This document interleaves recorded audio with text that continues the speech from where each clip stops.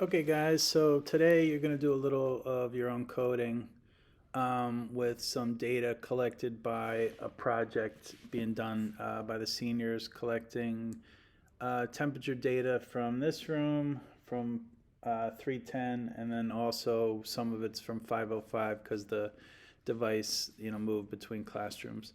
So, first step, log into Jovian, and then I want you to click Home, and then Your Notebooks, and then you're going to click New Notebook, and you're going to say Blank Notebook, and give it a title, and let's say it is, let's say, uh, temperature, and let's say analysis 1, something like that.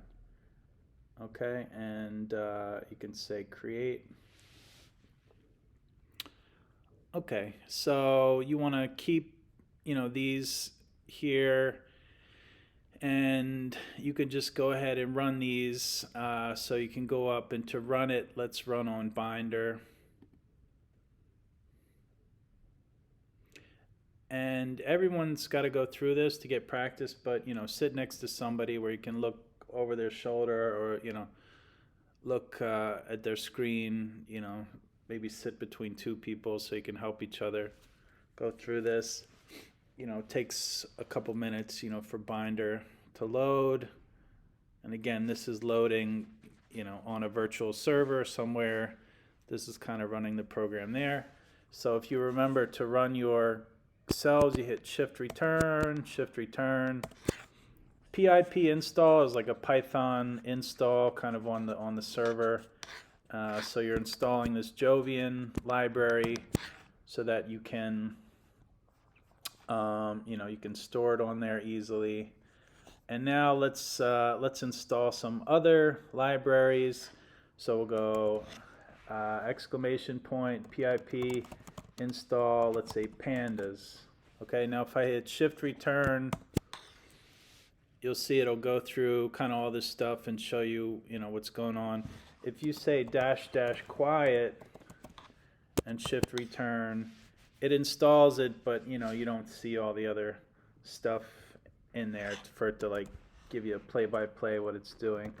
So now pandas is what we're going to use to manipulate the data. Pandas is kind of like Google Sheets for Python, but it's got like a lot more functionality. So now we're going to install some other libraries that let us kind of help manipulate the data. So NumPy is another one that will install. Okay, it looks like that already got installed when we installed Python, or with the default Jovian install or Jupyter Notebook install. So now let's install some plotting libraries. So we're going to say matplotlib. Okay, and then we're also going to install Plotly. So we'll do them one at a time.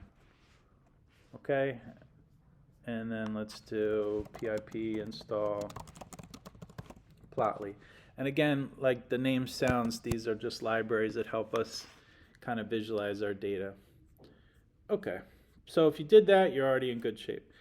Now, to use these libraries, we have to kind of assign like a variable name to them. So we like have the libraries installed, but we don't know what to call like those tools. So like pandas installed, but we don't really have it listed as like an object to like play with. So we're going to say import pandas as PD. Okay. So now if we do PD, that's got all like the stuff to kind of manipulate the data. All right, so now you guys in your Google Classroom are going to have this file, data 120921, so just download that. All right, I have it directly, from the 12th grader, who had access to the website that they made.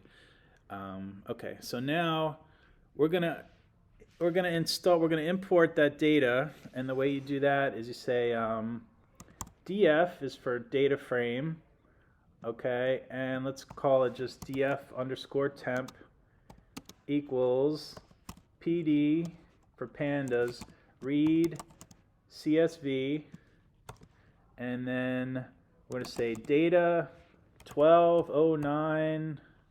Whoops, I forgot one step. So we're not going to run this, but let's just finish the code. 12.csv, okay? As you probably realized, I forgot to load this data. Oh, upload that. Okay, and it should be loaded. So now let's go back to here, and we have to put this in quotes. So data 120921. Okay, let's hit Shift Enter and let's see if it's able to load it. No errors. Now, if you want to see what got loaded, right? Again, remember this is kind of like a Google Sheets or like spreadsheet. So you just type df temp, and it should tell you what's in the data. So, okay, so look, we got a lot of data. Look how many rows of data are in there. It's a lot. Okay, now, you know what? Why don't we try to plot this data now? So even before we clean it. So let me see. Let me just get the code to plot it. Okay, so now we're going to say this. We're going to say import plotly.express as px.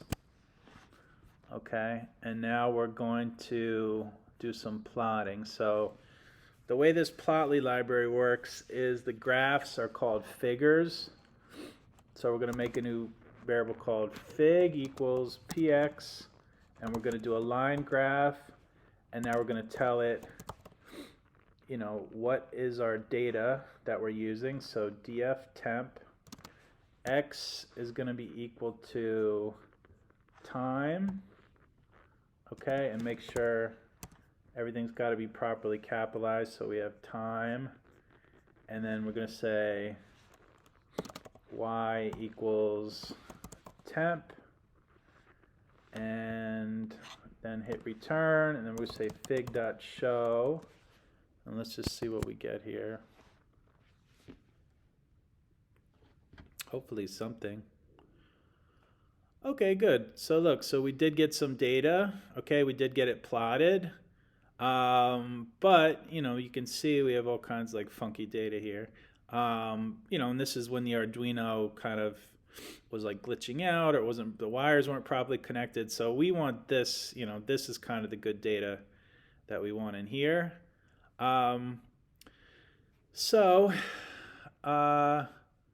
Now let's go through and let's do some cleaning here. Okay, so let's get our start time. So our initial start date. So we're going to say start time equals df temp dot time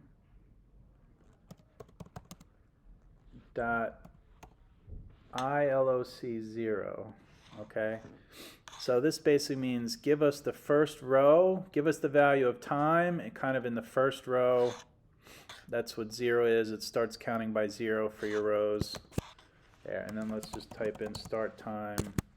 Let's see what we got. So there is kind of our initial starting time all the way back on November 30th. That's kind of when this started. Okay.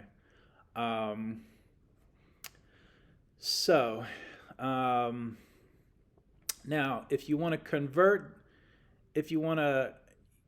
you know, kind of convert this, we are going to do, we're going to subtract sort of start time from end time. So what we're going to do is this. We're going to say, we're going to make a new row, or sorry, a new column. So if you look, we only have a couple columns. Snow ID, temp, and time. We're going to make a new column called elapsed.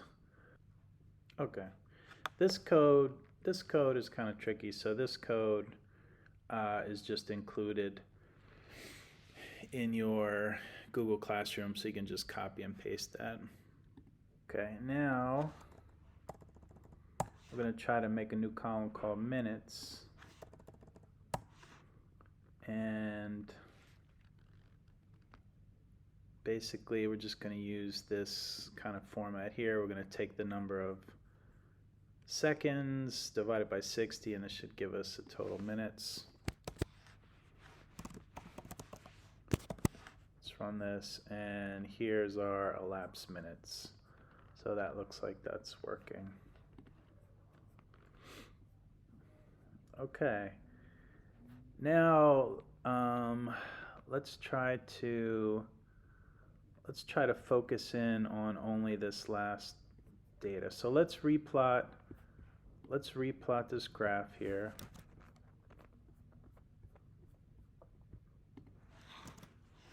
But this time, instead of time, let's do minutes. Let's see what we get here.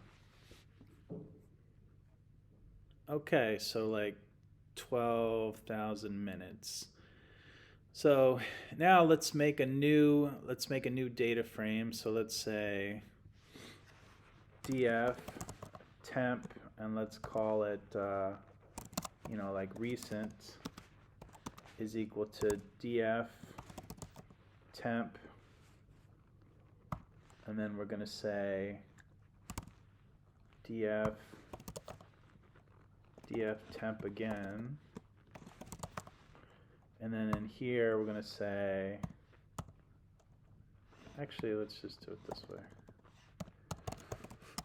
dot minutes is greater than 12,000. Okay. So what this is doing is saying make a new data frame and make it equal to only the rows in df temp where the minutes are greater than 12,000. So let's try that, and then let's just see what we get for data here. Okay, so now we're kind of getting like better data, and now let's try our plot again.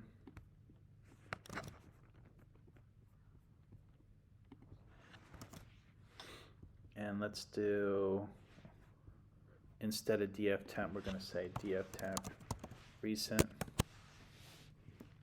Okay, so that's looking better. Okay, so now let's cut it off. Let's cut it off if we only want stuff that's less than, let's say, 12,800. So we're going to copy this code again.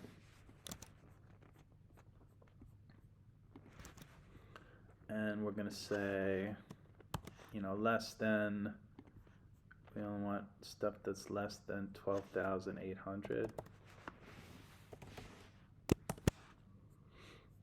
All right, let's run our code again. So hopefully you can see that, using, whoops, what did I mess up here? Oh yeah. df temp recent equals df temp recent less than, so let's just say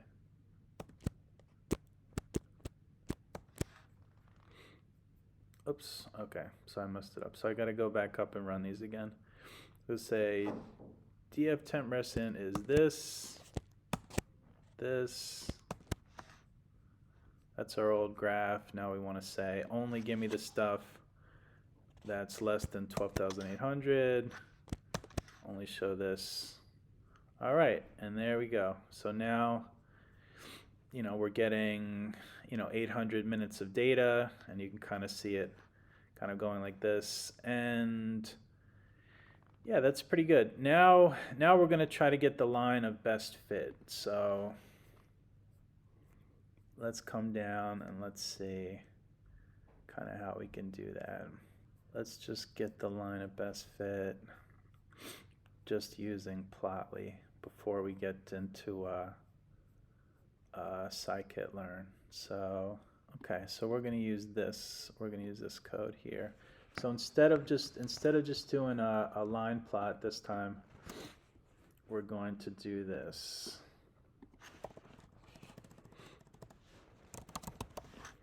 We're going to say minutes temp. We're going to give it a title, temp versus minute, and this time we're going to include trend line.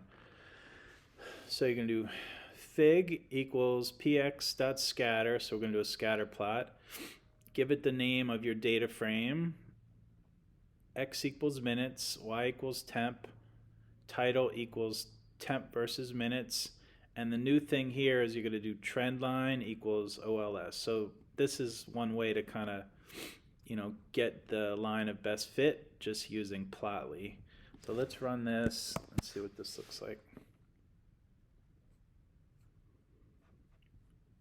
Okay, not bad. And then you can go over here. You can kind of see, temp equals negative 0.0025. So that's our slope times minutes plus 98.48, and that's our y-intercept. And then you can see your r squared.